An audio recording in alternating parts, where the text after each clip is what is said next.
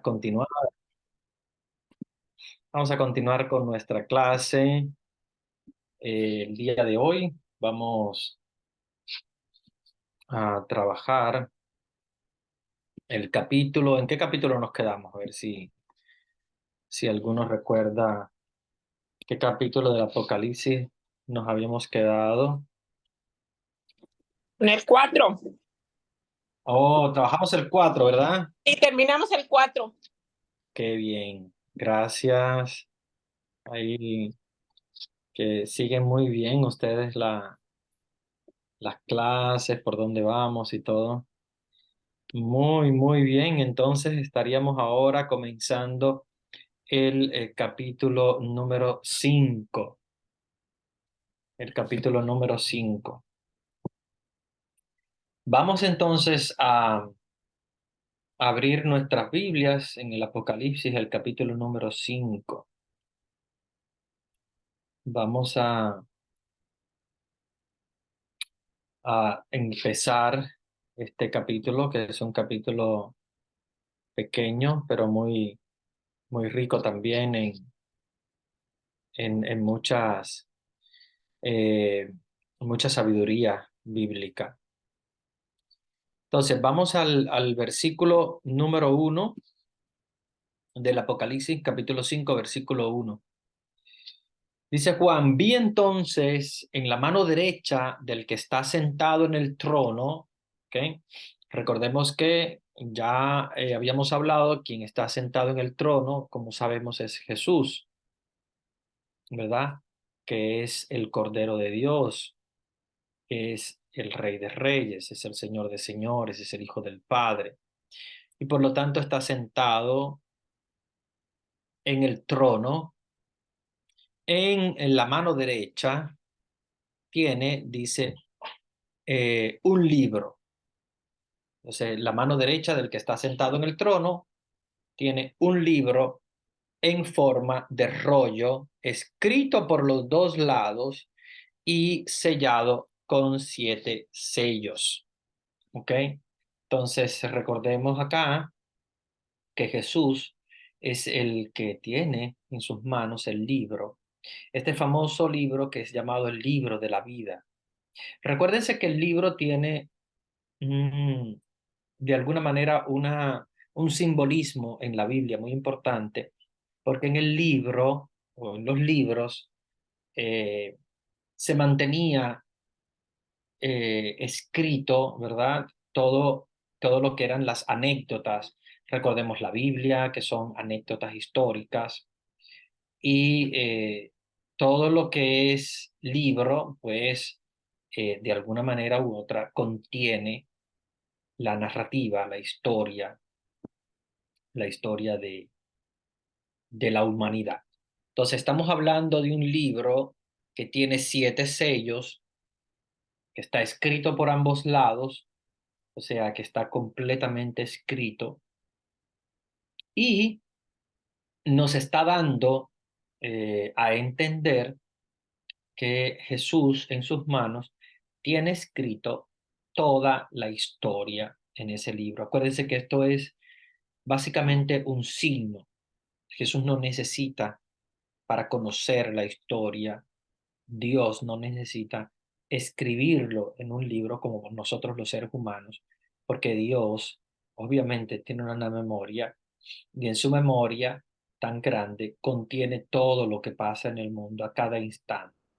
Porque recuérdense que nosotros creemos en un Dios que es omnisciente. ¿Qué quiere decir omnisciente? Quiere decir que lo sabe todo.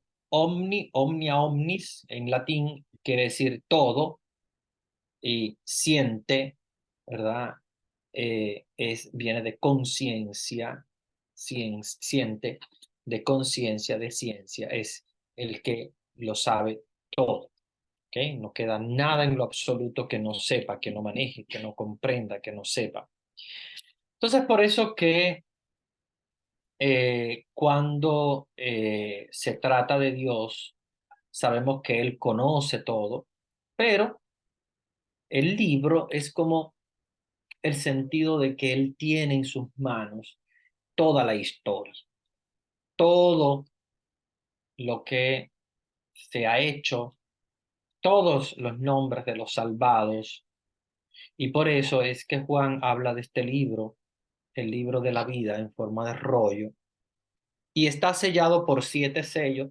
Vean cómo se repite de nuevo el número 7, que eh, es constantemente mencionado en el Nuevo Testamento, y en el Apocalipsis ustedes ven que en en varias ocasiones se habla de este número 7. Aquí está hablando de sellos. Son sellos porque Dios es el que sella. Y aquí podríamos también hablar de los 7 sacramentos. Las personas son selladas con el sacramento del orden, el sacramento del bautismo, es el primero de todos, el sacramento de la Eucaristía, etcétera. Y obviamente para poder entrar en el libro de la vida se necesita pasar de alguna manera u otra por el sello, ¿verdad? Que son los sacramentos.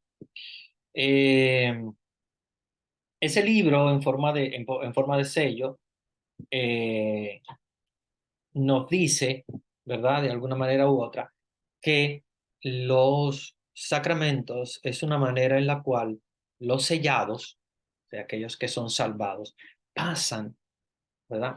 A través de de los sacramentos. Versículo 2. Vi también a un ángel formidable que proclamaba con una voz potente: ¿quién es digno de abrir el libro y de romper los sellos? Ok, el ángel está haciendo una pregunta para hacernos ver que quién es el único que puede tener acceso a ese libro, o sea, a esa documentación, a esa información. Y quien puede abrir el rollo, quien puede romper los sellos para abrir el rollo y ver qué es lo que hay dentro, este ángel está preguntando quién es. Dice, y no se encontró a nadie, ni en el cielo, ni en la tierra, ni en el mundo de abajo, que fuera capaz de abrir el libro y de leerlo. O sea, no hay nadie que tiene acceso a esta información, ¿verdad? Para que la entendamos. Como a veces hay personas que preguntan, bueno, ¿de qué manera Dios salva? ¿Quién serán los salvados? Aquí básicamente nos está diciendo que no hay nadie, ni en el cielo, ni en la tierra, ni en el mundo de abajo, que sea capaz de poder abrir el libro y de poder tener acceso a esa información, a, a eso que dice este libro. Versículo 4. Yo lloraba mucho al ver que nadie había sido hallado digno de abrir el libro ni de leerlo. O sea, como Juan está mostrando una frustración desde el punto de vista humano, ¿verdad? Porque dice, no se ha encontrado nadie que pueda. Versículo 5. Entonces uno de los ancianos me dijo, no llores más, acaba de triunfar el león de la tribu de Judá. El brote de David, él abrirá el libro y sus 7 sellos. Vean qué interesante, porque ahora se nos presenta, ¿verdad? Básicamente, eh, un, un signo que es un signo importante, que es precisamente el león de la tribu de Judá. ¿Okay? Juan tiene una frustración: ¿quién puede abrir el libro? No hay nadie, ni arriba, ni abajo, ni en la tierra, ni en el cielo. Sin embargo, eh, de los ancianos, uno de ellos le dice, no llores más, no te frustres, ha triunfado, recordemos que en el momento final viene lo que es el triunfo de Jesús, ¿verdad? Porque recuérdense que mientras estemos en este mundo hay siempre una lucha. Y es una lucha normal, ¿verdad? Que nosotros, que el mismo Jesús cuando vino a la tierra, nos habló y nos transmitió ese mensaje de esa lucha entre el mundo de las tinieblas y el mundo de la luz. Es esa lucha entre los seguidores de Jesús y el poder del maligno. Ahora, ¿cuándo es que esta lucha va a ser definitivamente librada, definitivamente triunfal? Bueno, pues es precisamente en ese momento del triunfo del león de la tribu de Judá. ¿Quién es este león de la tribu de Judá? Al cual le llaman también el brote de David, y el único que puede entonces abrir este libro, romper estos sellos, ¿verdad? Y poder abrir el libro. Bueno, el león de Judá es un signo. Es un signo que es que precisamente el signo de la tribu de Judá. Recuérdense que Judá es uno de los hijos de Israel, es una de las tribus de Israel. Y si ustedes recuerdan, ya desde el Génesis, se nos habla de esta tribu, ¿verdad? Eh, en la Biblia se nos habla de que Judá es la tribu de la cual procede el rey David, que es el segundo monarca de Israel, como ustedes saben, después de Saúl, y que a su vez ha sido el rey que unificó todo el reinado de Israel y por lo tanto para los judíos, Judá, la tribu de Judá y el rey David son el signo del mesianismo, ¿verdad? De la presencia de Dios. Porque recuérdense que allí, en la tribu de Judá, se van a dar acontecimientos importantes. La unificación del reinado y David, el rey universal, recuérdense que la estrella de David y todo está presente en el judaísmo. Y Jesús, que pertenece a la tribu de Judá, a pesar de que no nace obviamente de Judá, recuérdense que él recibe por el patriarcado de José, porque José, el que es de la tribu de Judá, a través de José recibe la pertenencia, de alguna manera u otra, a la tribu de Judá.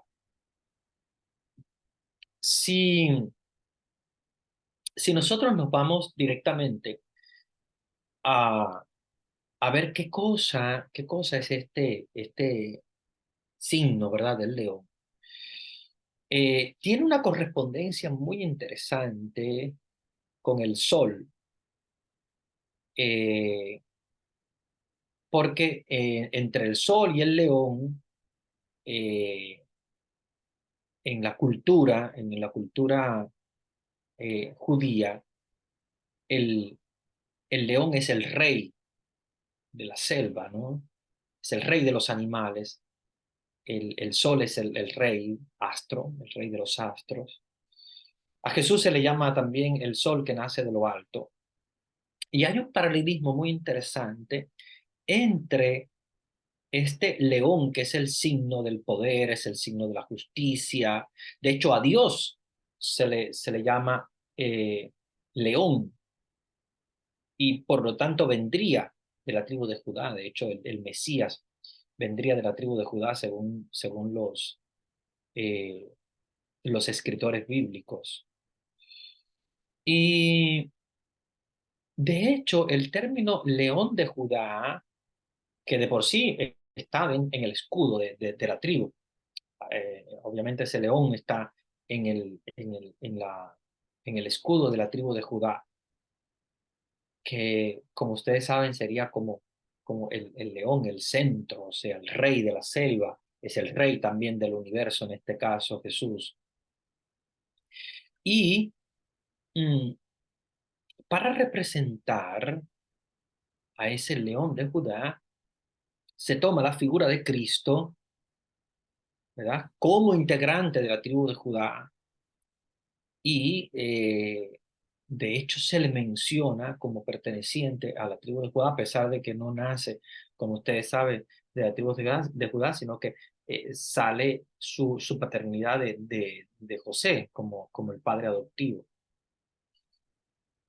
Y entonces el, el león de la tribu de Judá tiene un paralelismo muy interesante con Jesús, por lo que les decía.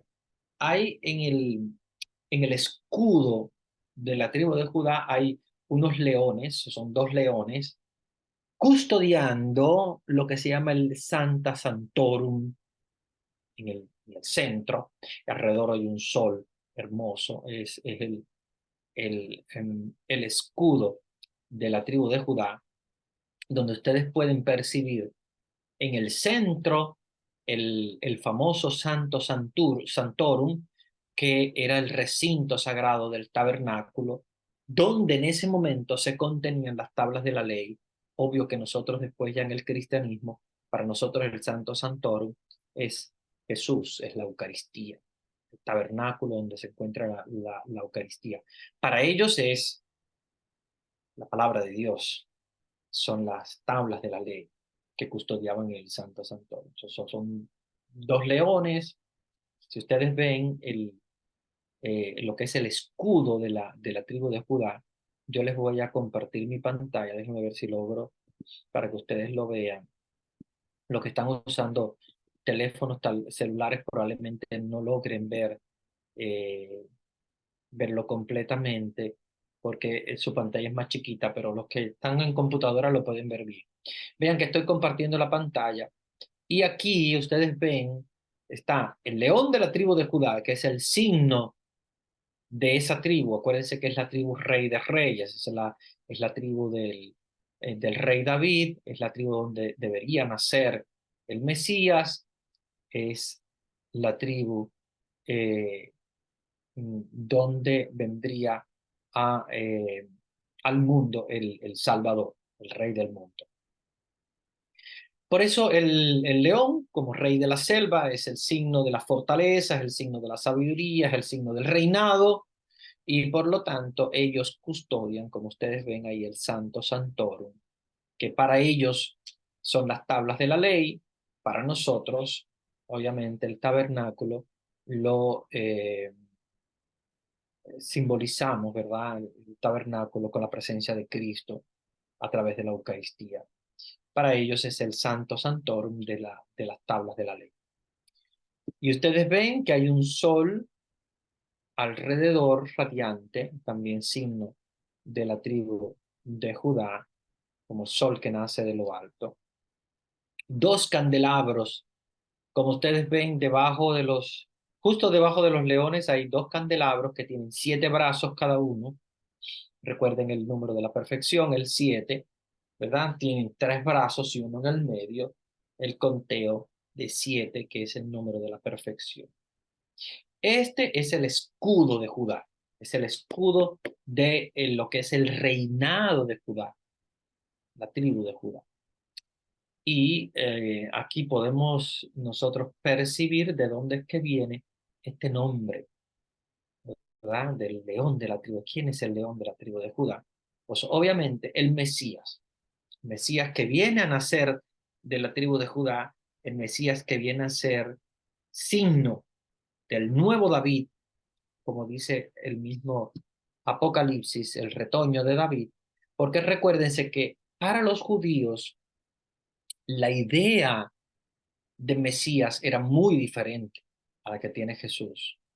Entonces, para ellos era, viene uno que va a ser el heredero de David, viene de su misma tribu, viene a reinar, pero viene a reinar como un rey, de alguna manera político como David, un reinado desde el punto de vista más de la organización política, social de Israel, ellos querían uno como David, que unificara completamente el reino, que expulsara a los romanos que se habían apoderado de la tierra, que unificara también religiosamente a las masas, pero lamentablemente ellos no lo reconocieron a Jesús porque al buscar eso en Jesús, Jesús no venía de esa manera, porque Jesús no es un rey político, social, económico. Jesús viene como Rey de Reyes, Señor de Señores, desde el punto de vista espiritual y religioso. De hecho, se lo dice a Pilato, yo soy rey, ya lo dijiste, soy rey, pero no soy rey de este mundo.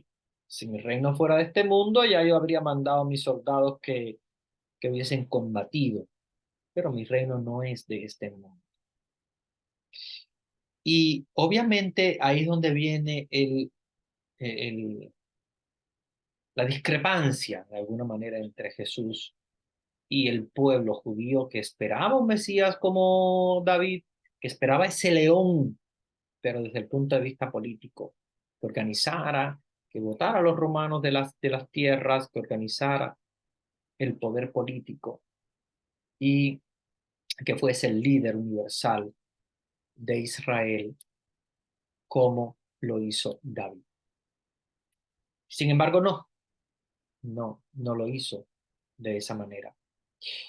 Lo hace desde el punto de vista religioso y por eso es que no conecta con el pueblo judío. Por eso es que el pueblo judío hasta la actualidad, de hecho, ustedes ven que todavía hay guerras en la tierra de Jesús y ahora mismo fuertísimas se han incrementado y es porque no lograron entender el mensaje al cual venía Jesús a dar. El mensaje de ellos era un mensaje político, buscaban ese león de la tribu de Judá, pero un león político que organizara de alguna manera como David.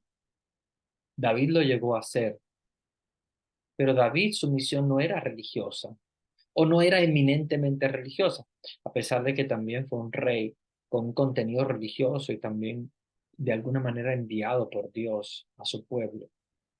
Dios se dio cuenta de que el modo en el cual David actuó no era el modo para poder llevar su palabra y por eso él viene, el mismo Dios, se hace carne a través de la encarnación de Jesús, Dios Hijo, hecho hombre, para traer él mismo la palabra, porque ya había probado hacerlo con profetas, había probado hacerlo con reyes, con patriarcas y no le había funcionado. Lamentablemente la palabra no caía en tierra fértil y viene él en persona, Jesús. Y por eso es el león, pero es un león desde el punto de vista espiritual como rey de reyes, como el león es rey de la selva, Jesús es el rey del mundo. Y es ahí donde viene entonces, voy a dejarle de compartir la pantalla, y es ahí entonces donde nosotros podemos entender este texto del Apocalipsis, donde un anciano le dice a Juan, ya llegó, ¿verdad? El momento del reinado. ¿Y quién lo puede hacer? ¿Quién puede triunfar? Es el león de la tribu de Judá. Es Jesús mismo que viene. Porque nace de la tribu de Judá, viene como signo del rey de reyes porque es el rey del universo. Y es el brote de David porque viene también de la tribu de David. Es el nuevo David. Pero no al estilo de David porque ya Dios había probado eso anteriormente. Y este es el error grave de los judíos. Ya Dios había probado enviar su mensaje a través de reyes, a través de profetas, a través de los patriarcas, de los jueces. Y la palabra no había llegado a la gente.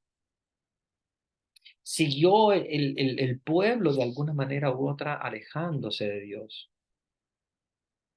Es por eso que Dios viene él mismo.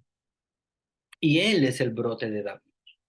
Él viene de la casa de David, un descendiente de David, que sería José en este caso, del cual le viene la paternidad, como ustedes saben, adoptiva a Jesús, y él es el único que puede entonces abrir el libro y los sellos.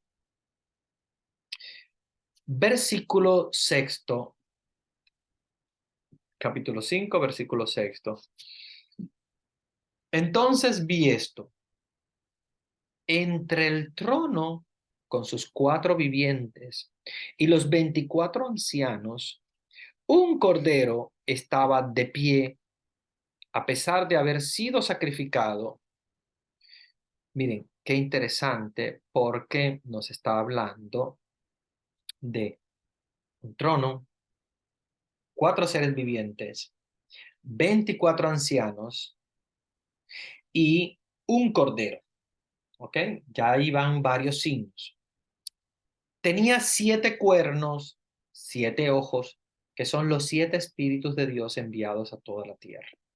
Recuerden que esto es simbólico, o sea, no está hablando de, claro, uno se imagina un cordero con cuernos y con 7 ojos, pues ya dice, pues esto es algo raro. Pero acuérdense que todo esto es simbología bíblica. No está hablando exactamente de un cordero que tuviese de alguna manera u otra unos cuernos.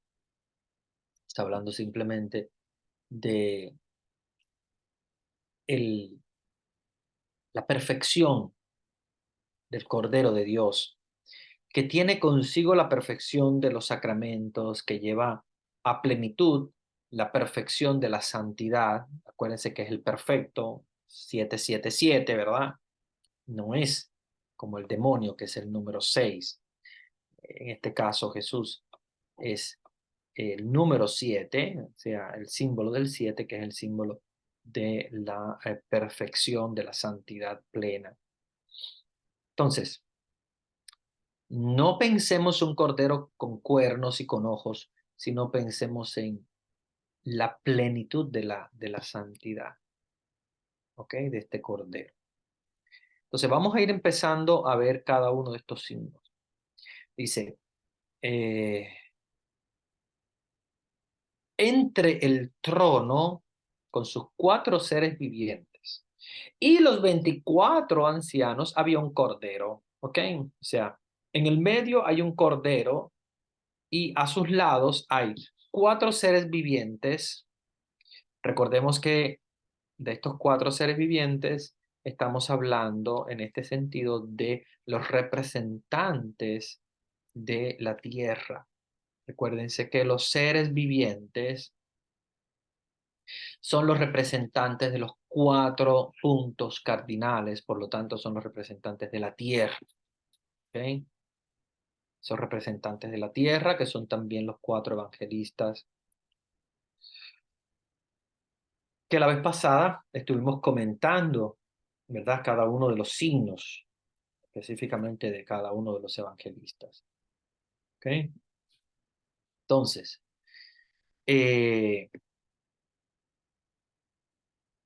hay 4 seres vivientes que son los representantes de la tierra, 4 puntos cardinales, y a la vez es el signo de los 4 evangelistas, eh, entre ellos y los 24 ancianos. Recuérdense que los 24 ancianos es la suma de los 12 apóstoles y las 12 tribus de Israel.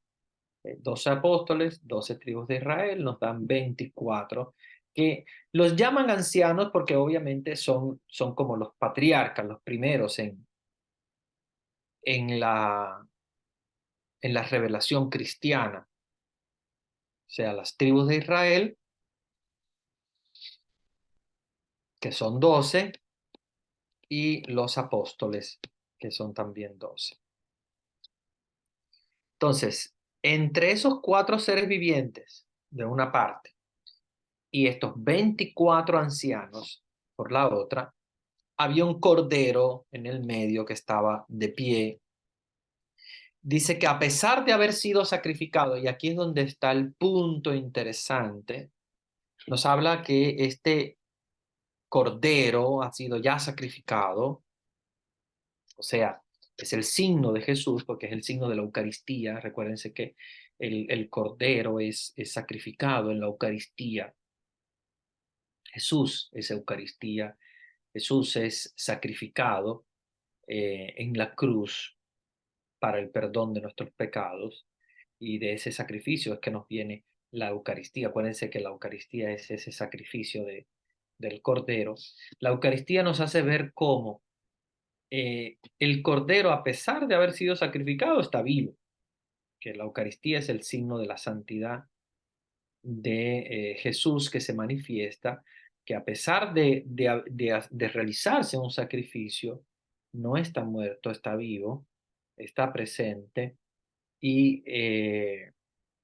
precisamente la Eucaristía es el signo de ese Cordero que tiene que ser sacrificado, porque si no es sacrificado no nos obtiene el perdón.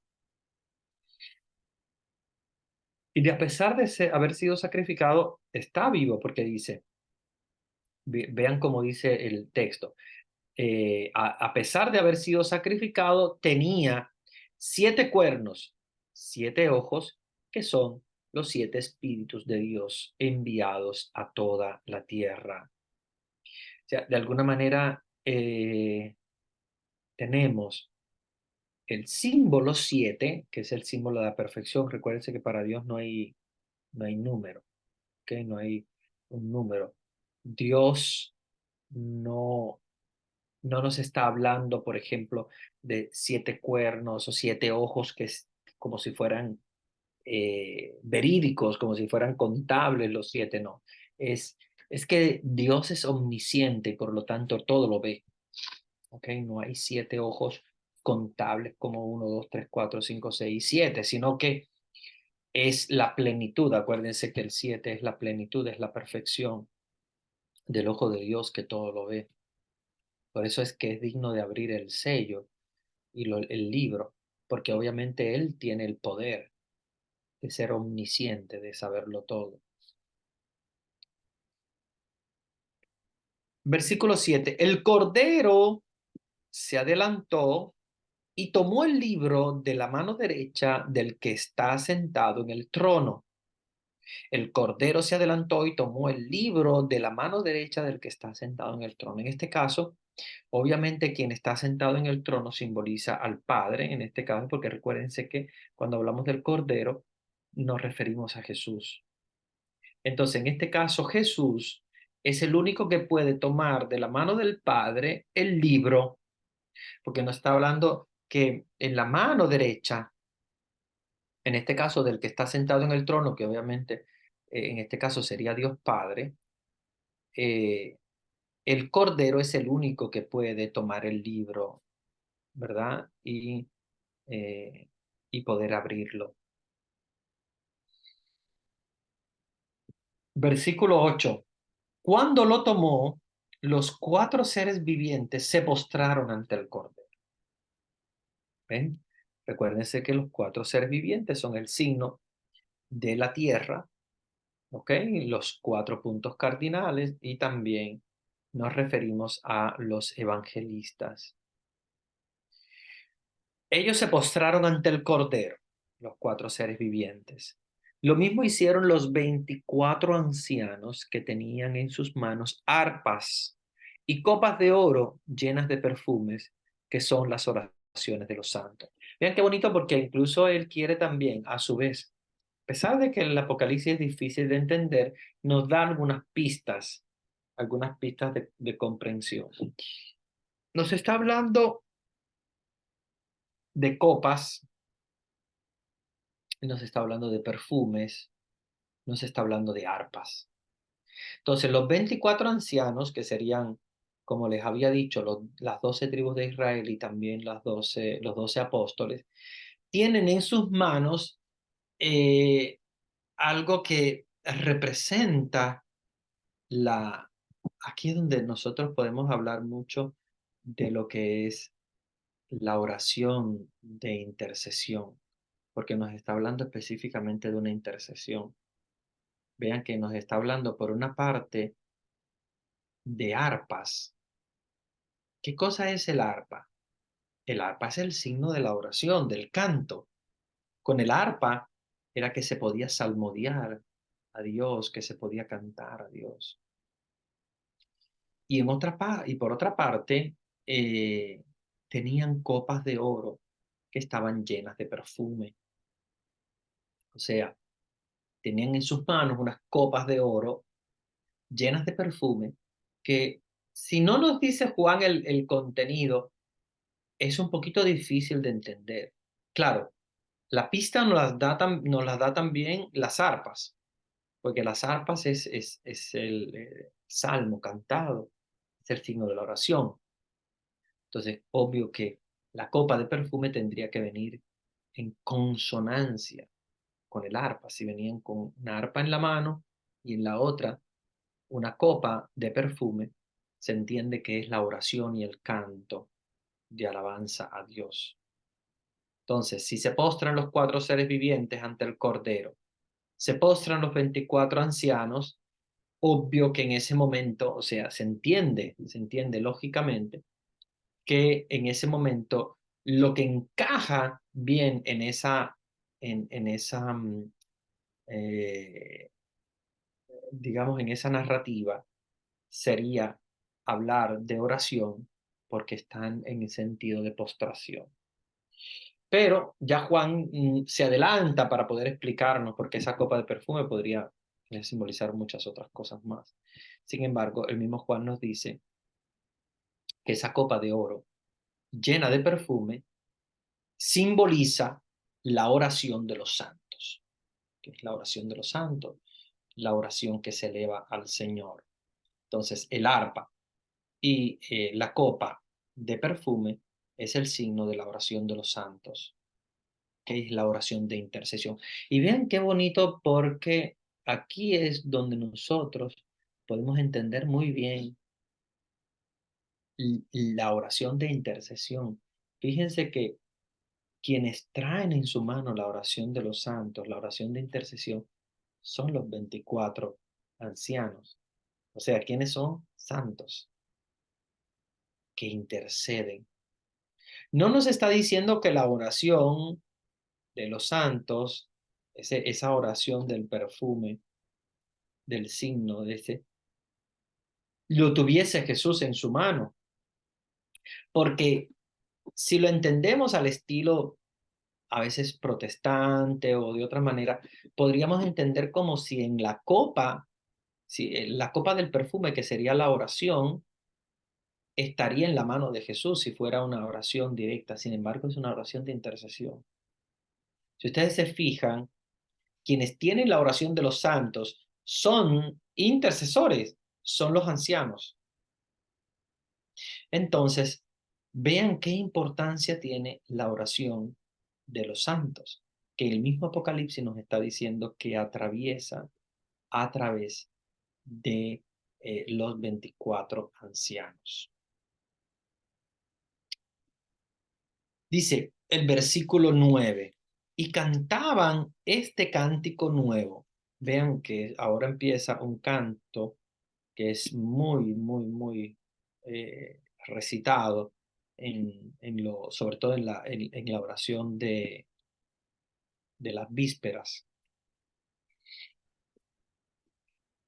Dice, y cantaban este cántico nuevo, eres digno de tomar el libro y de abrir sus sellos, porque fuiste degollado y con tu sangre compraste para Dios hombres de toda raza, lengua, pueblo y nación. Vamos a tratar de lograr descifrar qué es lo que nos está diciendo este texto bíblico, versículo 9.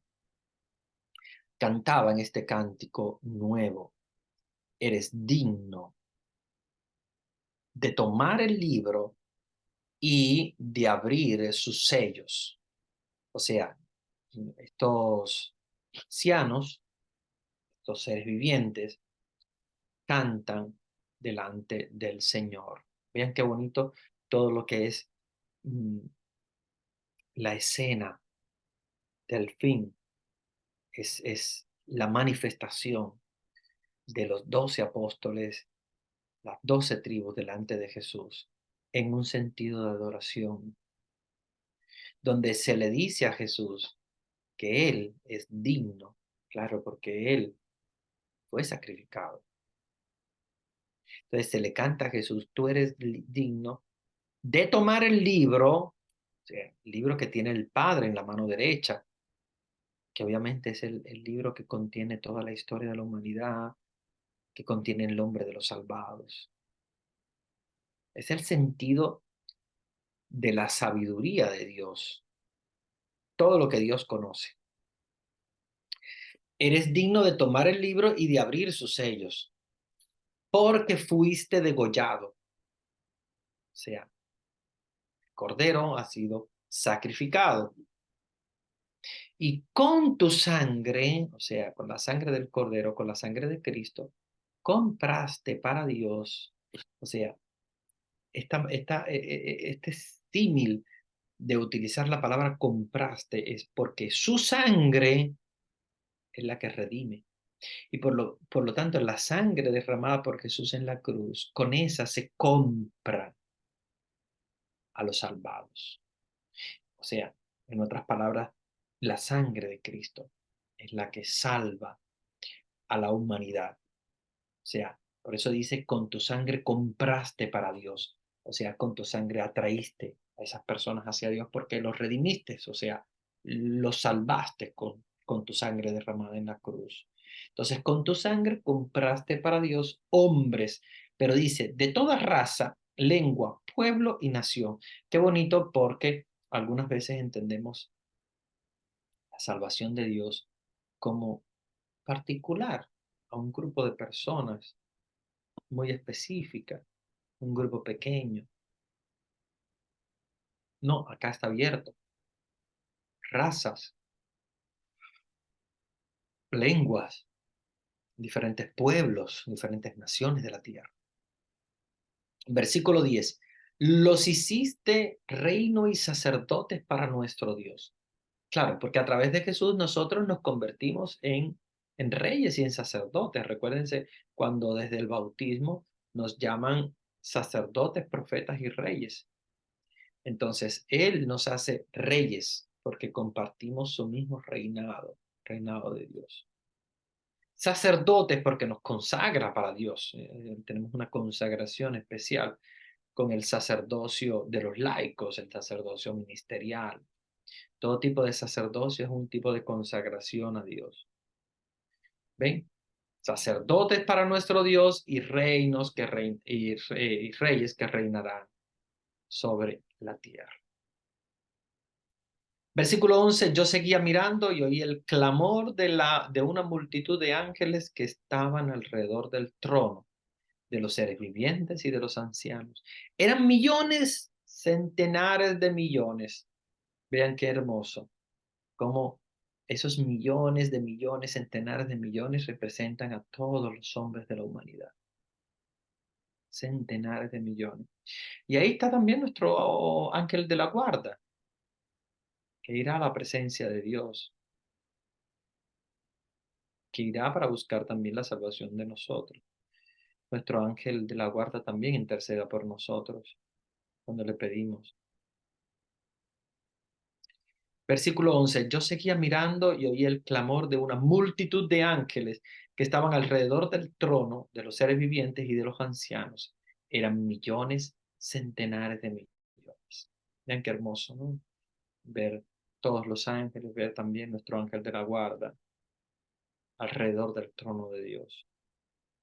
Versículo 12, que gritaban a toda voz, digno es el cordero degollado, degollado en el sentido de que ha sido sacrificado, de recibir poder y riqueza, sabiduría, fuerza, honor, gloria y alabanza. Vean todo lo que recibe. El poder, la riqueza, la sabiduría, que son todas las cosas que en el mundo actual la gente busca por sí misma, pero Dios es el único que lo obtiene por Él. Él obtiene el poder por ser Dios, la riqueza, la sabiduría. es su fuerza. Dice, honor, gloria y alabanza. Versículo 13. Y les respondían todas las criaturas del cielo, de la tierra, del mar, del mundo de abajo. Oí que decían al que está sentado en el trono y al Cordero, la alabanza, el honor, la gloria y el poder por los siglos de los siglos. Y los cuatro seres vivientes decían, amén, mientras los ancianos se postraban y adoraban. Miren qué hermosa la imagen, ¿verdad? Y millares de ángeles alrededor de Dios y cantando que el único digno es el Cordero de recibir el poder, la riqueza, la sabiduría, la gloria, el honor y la alabanza. Y ahí los cuatro seres vivientes responden amén. Muy bien, vamos a ver si tienen algún tipo de preguntas, dudas, comentarios.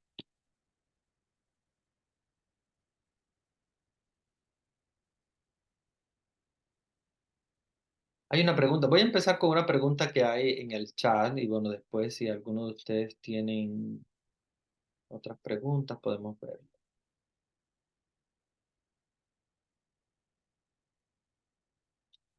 Dice esta pregunta muy interesante. Bueno, es una pregunta que ustedes no la ven porque es un mensaje directo hacia mí, pero bueno, yo la comparto para que ustedes también puedan enriquecerse con esta sabiduría. Dice, buenas noches, padre. ¿A qué se debe tanta simbología en el libro del Apocalipsis? ¿Tiene que ver más con temas de cultura judía? A ver, aquí hay muchas cosas muy interesantes para responder esta pregunta. Sí, obvio que la cultura judía es muy simbólica. Toda la Biblia es simbólica porque la cultura judía se basa en signos, símbolos. Vean que el Antiguo Testamento también y el Nuevo Testamento, pues, como es seguimiento del Antiguo y escrito por personas que tienen un arraigo muy grande con la cultura judía, sí. Hay mucha simbología en el Apocalipsis porque la cultura judía es muy simbólica. Hay muchos signos, muchos símbolos. De hecho, cada cosa que el judío hace tiene un sentido que va un poquito más allá del simple hecho de, de la cosa en sí, ¿verdad? Por ejemplo, si estamos hablando del agua, ¿ya? Por el cual se abre el mar rojo, tiene un signo lavatorio de los pecados, etcétera. Eh, Cualquier aspecto que nosotros veamos en la cultura judía, pues tiene siempre un símbolo que va un poquito más allá de, del simple hecho. Eh, pero también es interesante cómo Dios de por sí usa tanto simbología.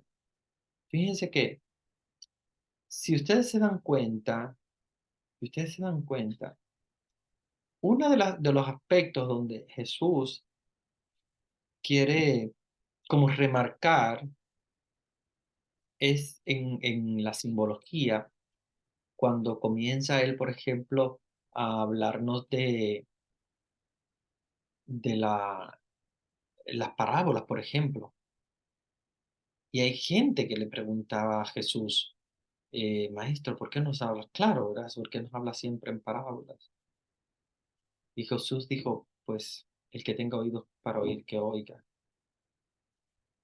Haciéndonos ver que su mensaje es un mensaje simbólico, para que todo aquel que realmente tiene la sabiduría de entender el signo o el símbolo, pueda de hecho hacerlo. Y quien no lo tiene, no lo tiene, ¿verdad?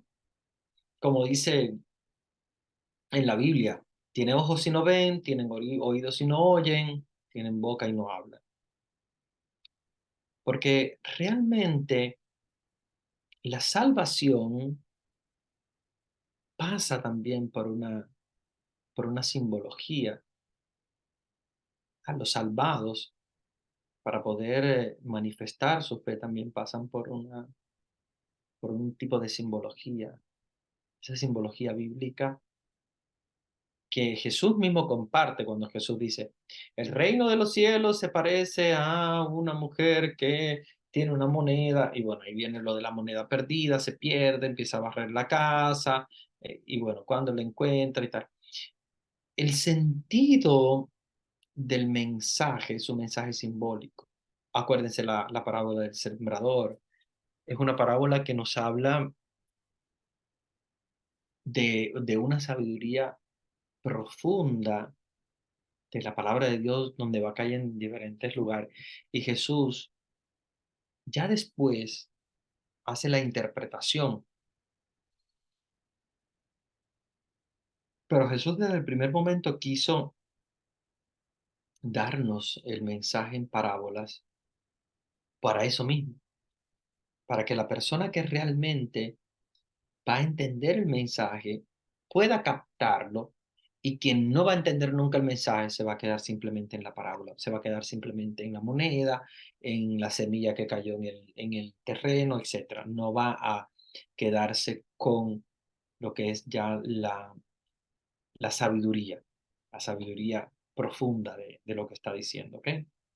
Entonces sí, tiene que ver con la cultura judía, pero tiene que ver mucho también con la forma de actuar de Dios. Estudien a Dios y se van a dar cuenta que Dios tiene una manera de actuar.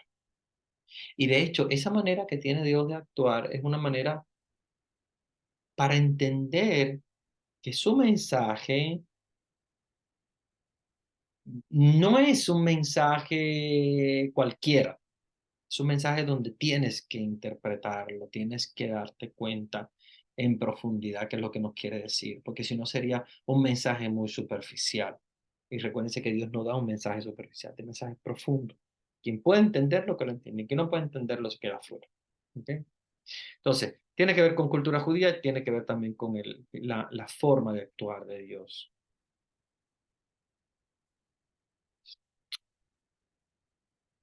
La pregunta siguiente del chat dice, Padre, ¿por qué en la Santa Eucaristía no mucho se lee el Apocalipsis? Eh, no es que no se lea mucho, es que el problema es que para la Eucaristía se eligen algunos textos que son los textos más importantes de la Biblia y lo van tomando de diferentes libros. Obviamente sí hay textos apocalípticos, sobre todo en el tiempo pascual. Hay también en algunos momentos del año, poquitos, no muchos.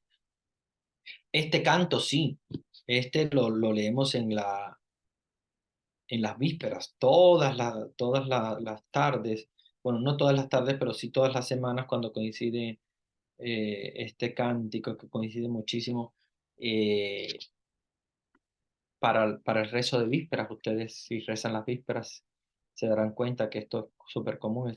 Eres digno de tomar el libro y abrir sus sellos porque fuiste degollado con tu sangre. Compraste para Dios hombres de toda raza, lengua, pueblo y nación. Los hiciste reino y sacerdotes para nuestro Dios y reinarán sobre la tierra. Y después entonces empata con lo otro. Digno es el cordero degollado de recibir el poder, la riqueza, la sabiduría, la fuerza, el honor, la gloria y la alabanza. Estos textos son muy comunes, no tal vez en la Eucaristía, pero sí se lee también en el oficio de lectura, en los laudes, en los rezos que hacemos los sacerdotes. Es un texto bastante complejo, por eso también no se coloca mucho digamos, en el accionar normal de la iglesia, se buscan textos un poquito más comunes, pero sí recordemos que el Apocalipsis en la aparición, por ejemplo, de la mujer y el simbolismo con María y la iglesia, se lee también en varias ocasiones. Eh, sí, realmente no es tan leído, pero la razón, yo diría que la razón es porque hay otros textos que son importantes colocarlo y no podemos colocar todo del Apocalipsis. Y sí, colocamos un poquito de cada uno y el poquito del Apocalipsis sí está, porque de hecho en las fiestas marianas se lee la imagen de María y la iglesia. y de alguna manera en otras ocasiones he visto también el texto del Apocalipsis. Pero de todos modos, acuérdense que en la Eucaristía no podemos leer toda la Biblia. Se eligen solamente algunos pasajes importantes. Pero si alguien quiere, puede leerlo. No es que sea prohibido.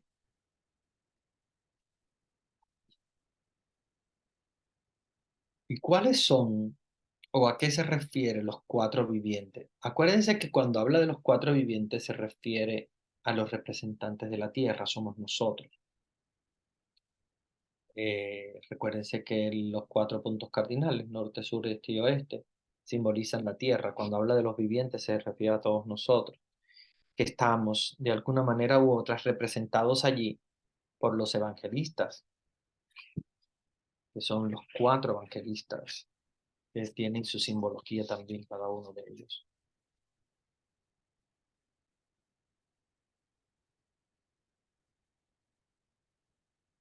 Vi también a un ángel formidable. ¿A qué ángel se refiere? Cuando nos habla del ángel formidable, se supone, claro, porque después lo va a decir, que se refiere al ángel Miguel, que es el que aparece en el Apocalipsis como el que lucha contra el demonio. Recuérdense que el ángel Miguel se está preparando para la lucha contra el demonio. Y es por eso que encontramos este ángel formidable, ¿verdad? Que aparece con esa voz potente, que dice, ¿quién puede abrir el libro, romper los sellos? Ese ángel formidable del Apocalipsis suponemos que se refiera al ángel Miguel, que es el que en el Apocalipsis aparece como el que lucha, ¿verdad? Contra los poderes del demonio. Eh, Vamos a ver algunos textos que tienen mucho que ver con el Apocalipsis 5. Isaías 53:7. Fue oprimido y afligido, pero no abrió la boca. Cuando un cordero fue llevado al matadero y como la oveja cambia antes de sus refugios, no abrió la boca. Y este versículo nos describe a este cordero, ¿verdad? Que se lleva al sacrificio, del cual nos habla acá el Apocalipsis. En el Salmo 24 dice, levántate, oh puerta, tus cabezas, levántate, oh entradas eternas, que entre el Rey de la Gloria. ¿Quién es ese Rey de la Gloria? Arriba, oh entradas eternas, que entre el Rey de la Gloria. ¿Quién es este Rey de la Gloria? El Señor de los anfitriones. Él es el Rey de la Gloria. Y verdad, aquí nos habla con esa propiedad de Jesús como el digno Cordero que puede abrir los sellos y el libro.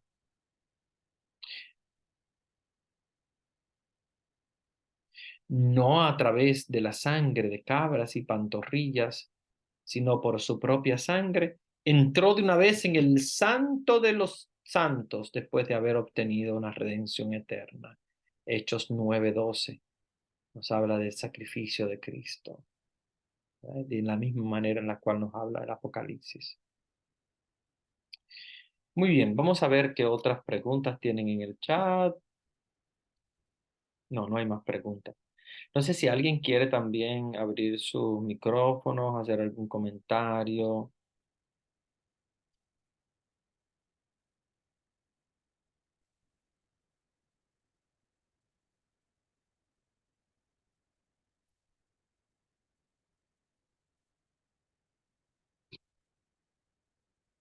¿Alguien quiere hacer algún comentario?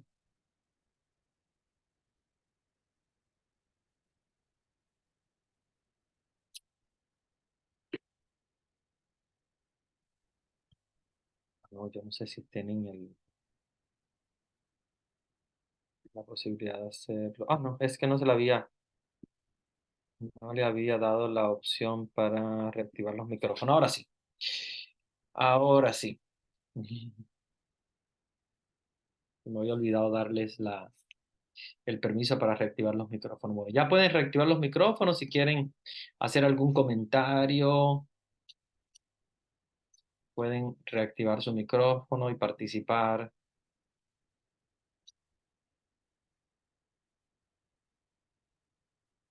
Dice una pregunta, dice, ¿qué significa llevaban en sus manos? Bueno, si te refieres a lo que llevaban los ancianos, llevaban en sus manos arpas y copas de oro llenas de perfume que habíamos hablado que simbolizan la oración. El arpa es el instrumento para tocar para Dios y las copas de oro llenas de perfume, que son lo que llevaban en sus manos, son la oración de los santos. Ese es el significado. No sé si te refieres a eso o a otro texto. Padre, buenas noches. ¿A Buenas qué se noches. refiere a lo que dicen los ancianos? Lo que dicen los ancianos, Sí, el canto. o sea, queda como un coro. Sí, sí, los ancianos hacen como un coro, por eso les digo que es el símbolo de la adoración a Dios al final de los tiempos, donde ese coro le dice al Cordero, a Jesús, tú eres digno de tomar el libro y abrir sus sellos, porque fuiste degollado.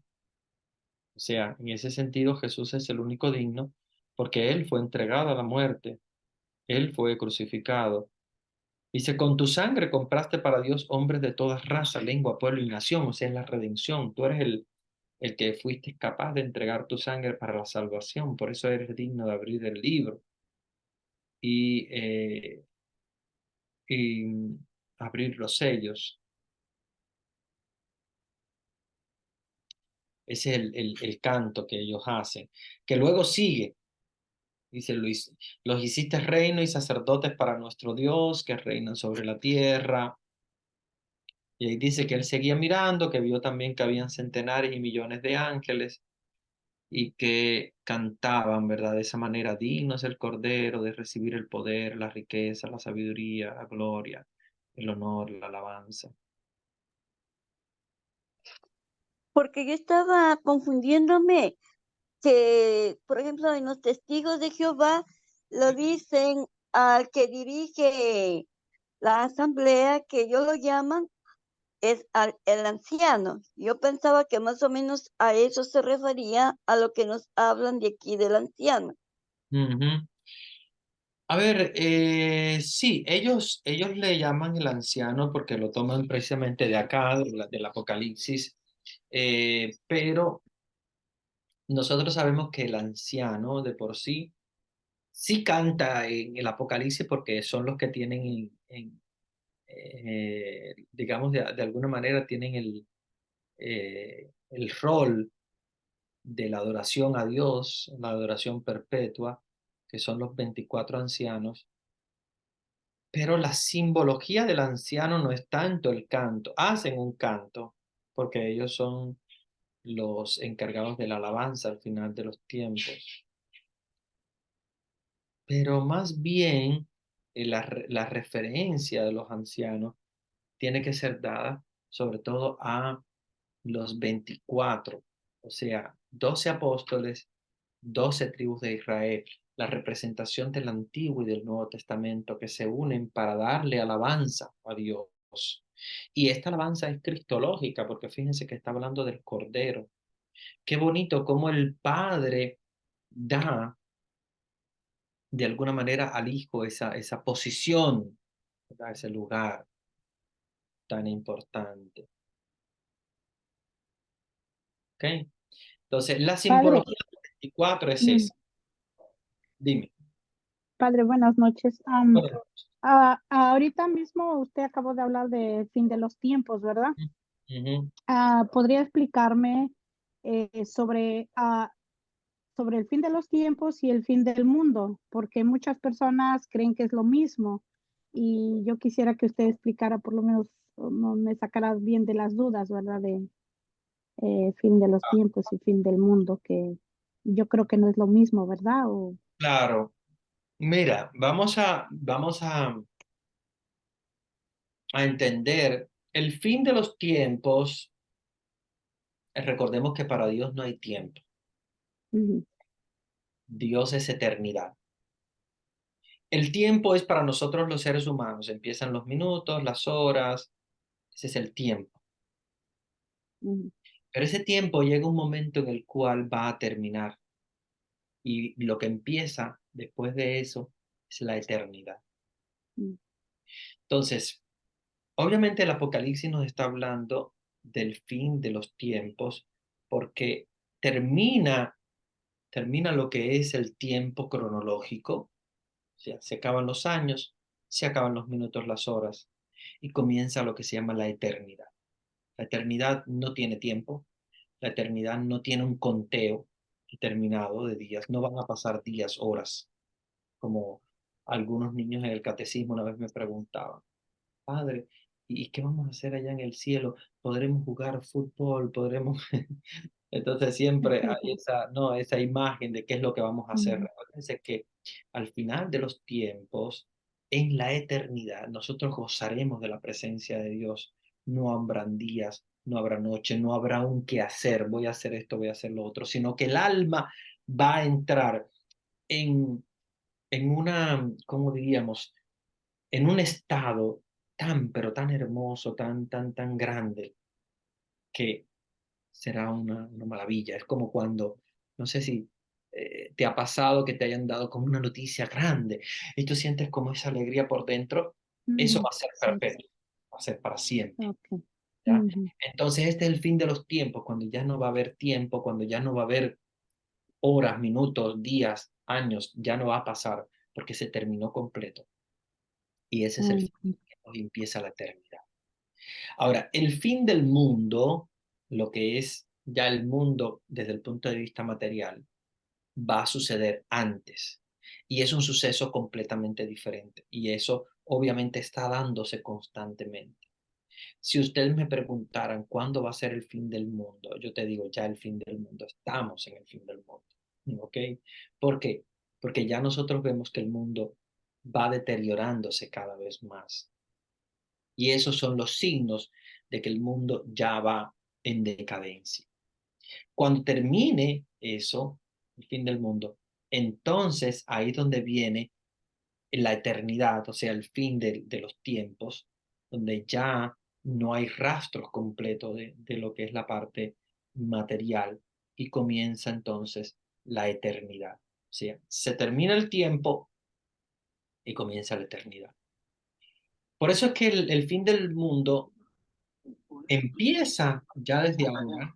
Yo creo que el fin del mundo empezó ya desde el momento en el cual muere Jesús. Solo que el fin del mundo es largo. Claro, obviamente, cuando algo se va deteriorando es como cuando tú ves que una velita se va apagando. No es que se apaga ¡pum! De una vez, sino que se va poquito a poco consumiendo, consumiendo hasta que llega a apagarse completamente. Asimismo, es lo que le va a pasar al mundo. De momento hay pandemias, de momento hay guerras. Vean cómo se reactivó de nuevo la guerra en Israel. Esto es otro signo también del fin del mundo. Y es un signo claro porque esa es la misma tierra de Jesús, la tierra que Dios dio a su pueblo y la tierra que ahora mismo sigue siendo motivo de discordia, de guerras, de discrepancias. Entonces, es un signo del fin del mundo. Ya no es una sola guerra, son muchas. Ya estamos viendo también el reaparecer de nuevas pandemias, de nuevas manifestaciones de enfermedad. Vemos también la aparición de esto que estamos viviendo, de la inflación, de la dificultad de vivir cada día. Son signos. No quiere decir que es mañana, pero sí son ujú, signos de que el mundo ya se va apagando. Es como la velita, que no se apaga de ujú, momento, pero sí va. Ese es el fin del mundo. Por lo tanto, si preguntáramos cuál es el fin del mundo, ya ahora, pero no es el fin de los tiempos todavía, Porque para que llegue el fin de los tiempos tiene que comenzar entonces la eternidad. Termina el fin de los tiempos y empieza lo que es la eternidad. Por eso es que es interesante poder entenderlo, como les decía, como esa velita que se va apagando. Ya desde el momento en que tú la enciendes se va apagando, porque ya se va consumiendo, ¿no? Y es lo mismo que pasó con la muerte de Jesús. Desde el momento de Jesús, por eso es que Jesús dice, vengo pronto. Porque claro, el pronto para él no es de tiempo, como para nosotros. Para nosotros pronto podría haber dicho, viene la semana que viene. No, ese vengo pronto o ese pronto llegará al fin es un sentido de que va a venir, pero es como la velita, ya desde el momento en que tú la enciendes ya se va apagando. Ya desde el momento en el cual Jesús muere y resucita, ya se manifiesta el fin, porque a partir de ahí empieza. Y de hecho, todas las manifestaciones del fin se están dando y se han dado. Todavía quedan otras más, obviamente, por darse, pero poco a poco se van dando en la medida en la cual el mundo va deteriorándose. Y en ese deterioro del mundo llegará un momento en el cual, como la velita, como todo material se gasta. Tú tienes una goma que borras, llega un momento que se gasta. Las gomas del carro se gastan. La vida se gasta. Todo se gasta. El mundo también se gasta. Entonces es como la velita esa que se gasta completa y que queda nada. Y entonces ese es el fin del mundo. Y ya el fin de los tiempos, como les decía, es el fin del conteo, donde ya nosotros nos vamos a encontrar completamente en la eternidad, ¿verdad? El comienzo de la eternidad. Es un momento hermoso. No debemos pensarlo nosotros como algo catastrófico, como algo horrible, sino más bien es algo bello. Porque la realidad hermosa es esa, no esta. Dios nos ha colocado aquí en este mundo simplemente prestados, para que vivamos, para que autorrealicemos nuestra vida, para que nos consagremos a Él en esta vida, para que llevemos su palabra a las personas que lo necesitan en esta vida. Pero nuestra vida no es para aquí. Dios no nos ha creado para el mundo, Dios nos ha creado para la eternidad. Y por eso es la diferencia entre eh, el tiempo y la eternidad. Ujú. Es muy Gracias. interesante. Gracias a ti por Gracias. traer en este Buenas tema. noches, padre. Buenas Una noches. preguntita. ¿La eternidad es para los que nos promete lo que vamos a ser salvados? Por ejemplo, lo que vamos al paraíso, al infierno. ¿Cómo llamamos a eso? ¿La eternidad es para los salvados o igual para los que cometieron pecado y no alcanza el cielo? Mira, esta pregunta tuya es muy interesante. Interesante porque es muy teológica, muy teológica. Yo pienso que la eternidad es para todos, solo que hay una eternidad en el gozo y hay una eternidad en el sufrimiento. Eh, Porque de hecho, cuando, cuando el mismo Jesús nos habla de las ovejas y las cabras, se recuerdan de esa parábola, del trigo y la cizaña, etcétera, donde nos habla del infierno, nos está hablando de un fuego eterno. ¿Se recuerdan, no? El fuego eterno. Se nos habla de un sufrimiento para toda la eternidad, ¿ya? Entonces, yo creo que si hay eternidad, o sea, el alma de por sí, de todo ser humano, toda alma es eterna. Solo que la eternidad de los salvados es una eternidad en la gracia, es una eternidad en esa alegría. ¿Se recuerdan lo que yo les decía? Si tú, por ejemplo, recibes una gran alegría, no sé, te ganaste la lotería, no sé, te visitó un familiar cercano, que tú sientes esa cosa por dentro así bonita, esa alegría bonita. Imagínense eso constante, no solo en un momento, sino siempre, siempre. Entonces, eso es lo que va a experimentar el alma del salvado. Ahora, el alma de quien no ha sido salvado también va a vivir su eternidad, pero va a vivir una eternidad, obviamente, en sufrimiento, una eternidad en alejamiento de Dios. Recuérdense que ese sufrimiento, yo personalmente no lo veo como el fuego, como, claro, esos son signos, ¿ok? Pero no es que va a estar en fuego porque el fuego llega un momento en el cual también se extingue, se acaba.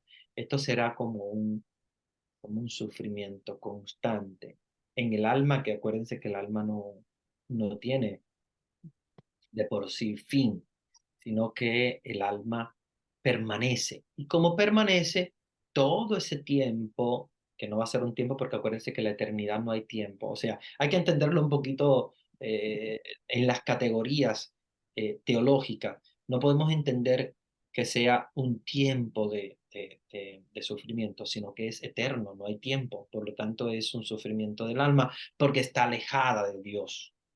O sea, no porque cayó en el fuego y porque se está quemando, acuérdense que no, no tiene que ver con eso.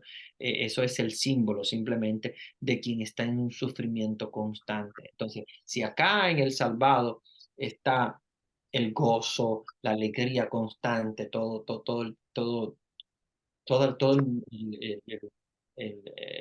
momento, ¿verdad? De la vida del alma que es eterna, en este caso sería lo contrario, sería como sufrimiento, como cuando tú te das un golpe, que sientes un dolor así, sería eso constante, ¿verdad? Todo el tiempo. Que no es tiempo, obviamente, porque hay que entenderlo en categorías teológicas, no es un tiempo, pero en ese estado del alma que va a estar toda la eternidad estará así de esa manera. Yo creo en la eternidad de todos. Yo creo porque si el alma Dios la ha creado para la eternidad, obviamente vamos a vivir la eternidad, solo que una eternidad diferente. Ahora, si ustedes me preguntaran por el purgatorio, ahí sí es diferente. El purgatorio es una purificación y obviamente ese sí, es un momento, que yo pienso que no sea muy largo tampoco, sino que es simplemente un momento de purificar el alma para que pueda entrar en la gracia de Dios limpia completamente. Vamos a ver en el Apocalipsis que nos habla también de estos vestidos de blanco, etcétera, para que el alma pueda venir completa vestida de blanco. Pero yo sí pienso que puede haber una eternidad. No creo que sea para el que no va a ser salvado, que haya un momento en el cual ya no, su alma no exista. Porque si Dios la ha creado, va a existir para siempre, pero en la eternidad del fuego eterno del cual habla la Biblia, o sea, de ese castigo eterno o de esa manera, digamos, de ver el, el, la, el estado del alma en en esa situación o en ese estado, ¿verdad? Como podríamos llamarle. Pero sí, va a ser eterno. Yo creo que va a haber una eternidad, solo que la eternidad es de diferente estilo, diferente manera. Ujú. Padre, ¿sería lo mismo como ganarme la mansión prometida que tiene el Señor para cada uno de nosotros y el lugar de castigo? No, la mansión Diferente. de cada uno de los, claro, será diferente. Acuérdense la mansión, y esto nos habla mucho Santa Teresa, porque ella habla de las Mm, mansiones, la mansión ujú, alma en la cual se encuentra.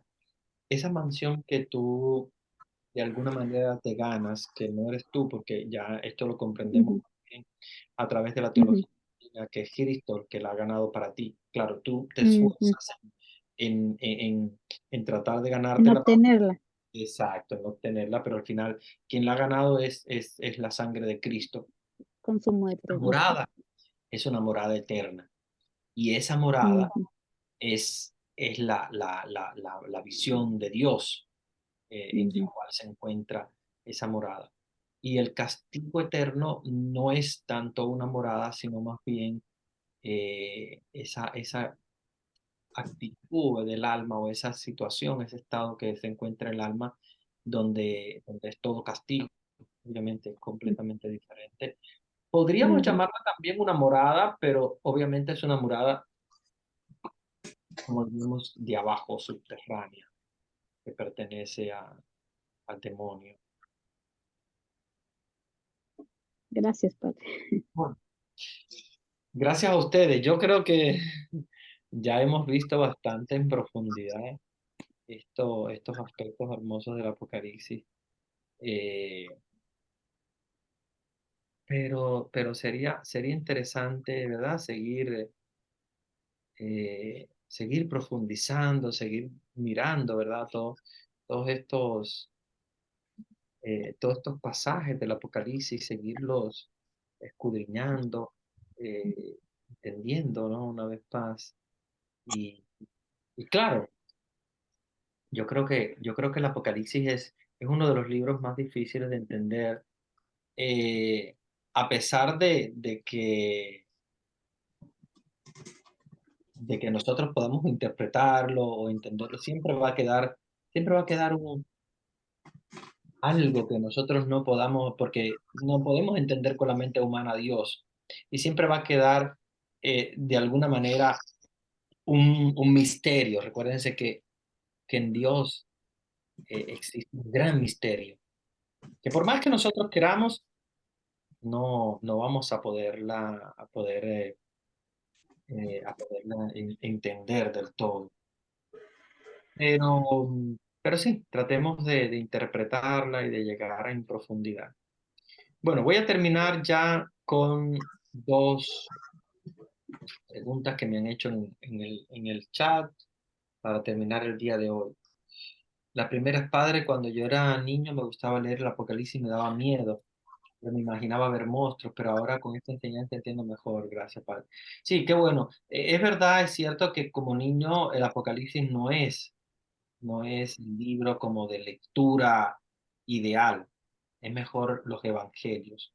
Y ya cuando son más grandecitos, poder entender el Apocalipsis visto ya con otros ojos, ya con interpretación, con hermenéutica. Y obvio que ahora que nosotros estamos entendiendo esto, no entendemos el monstruo así con los cuernos, con los ojos y tal, sino el sentido que tiene la teología del 7, la visión del ojo, ¿verdad? Que es la omnisciencia de Dios, que no es que Dios tenga ojo ni tampoco necesita tenerlo, porque Dios es omnisciente, lo conoce todo, porque su espíritu abarca todo y lo comprende todo. Entonces ahí ya uno pues va entendiendo que no es exactamente así como nos narra el libro. Padre, en el Apocalipsis se revela la segunda venida de Jesús. En el Apocalipsis no es que se revela la segunda venida de Jesús, sino que se da de por sí la segunda venida de Jesús.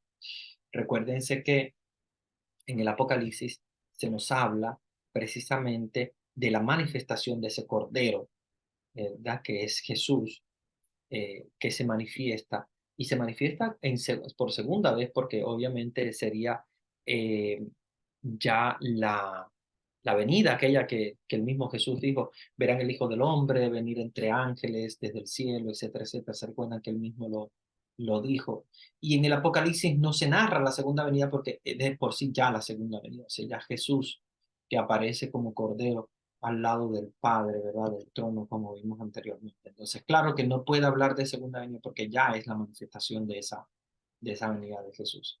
La segunda venida Jesús mismo la predijo, ¿verdad? Él mismo dice, verán al Hijo del Hombre, venir entre ángeles, etcétera, bajar del cielo, etcétera.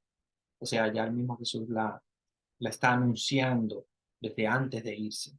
Igual también nos habla mucho Pablo de esta segunda venida de Jesús y los demás apóstoles. Bueno, vamos a recibir la bendición. El Señor esté con ustedes. Y con tu espíritu. Y la bendición de Dios Todopoderoso, Padre, Hijo y Espíritu Santo, descienda sobre ustedes y permanezca para siempre. Espero que tengan una linda noche. Gracias, Padrecito.